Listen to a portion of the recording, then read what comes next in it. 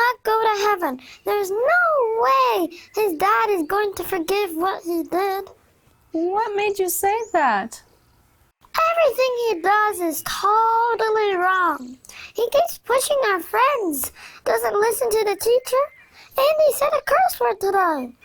His dad got real mad. Well, that is indeed wrong, but who told you that his father would never forgive him? Maybe when he apologizes, his dad will forgive him. There's no way. Well, how about I tell you the story of the third Sunday of the Lent? Yay! Story time! Yes! So one day, Jesus said a parable of a father. He had two sons, an older one and a younger one.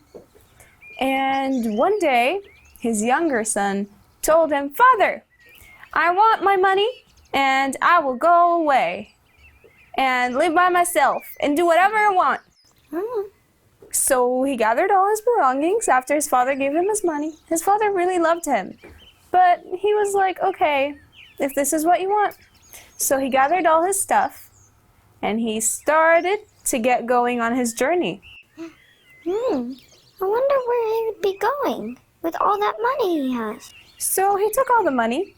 He went, he started spending it in everything he likes, like food and nice stuff and hanging out with friends, and he just spent it all over the place. And all of a sudden he realized he has no more money. Yeah, it was so sad. And he didn't even have money to eat. All his friends left him, everybody left him. He was all by himself. And he had to find a job. So he went and he started looking, where can I find a job? Where can I find a job? He found a job to work with the pigs. Ew. Yeah, and guess what? He actually ate with them because he had nothing else to eat. Well, why did he leave his dad in the first place? That's why he started wondering too. And he was like, well, I was living in such a nice house with my father who really loved me. Why did I have to leave all of this just for a foolish idea that I had? So he decided to go back to his father's house. And he even thought to himself, will my father forgive me? Maybe not. Even if he doesn't, I can just work as a servant at his house. So what do you think the father did when he saw him? The father probably told him to leave. The son made a lot of bad choices. That's true, he did do a lot of bad choices, but the father actually did the exact opposite. He stood there, he was waiting for his son to come back. He had his arms open for him, and he was just waiting for him to come back.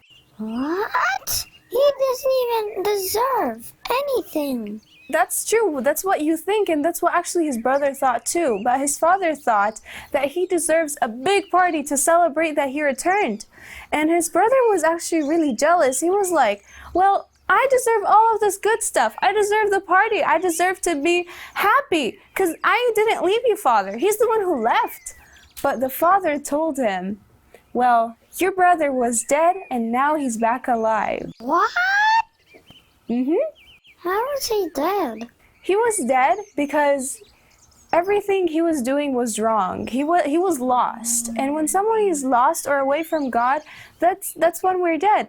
We're not alive without God because God is living water and living bread. You know, it's amazing to think that the Father actually did forgive him and he was waiting for him to come back. And that's exactly what Jesus does with us. He's waiting for us to come back to him, to get back to him, and he will have his hands open for us just to come and give us a huge hug and show us all the love that we need.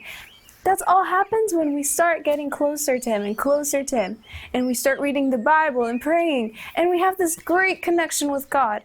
So God is just like the Father in this story, where he's waiting for his son to come back to his house. Even when we do a lot of bad things, Jesus is still waiting for us.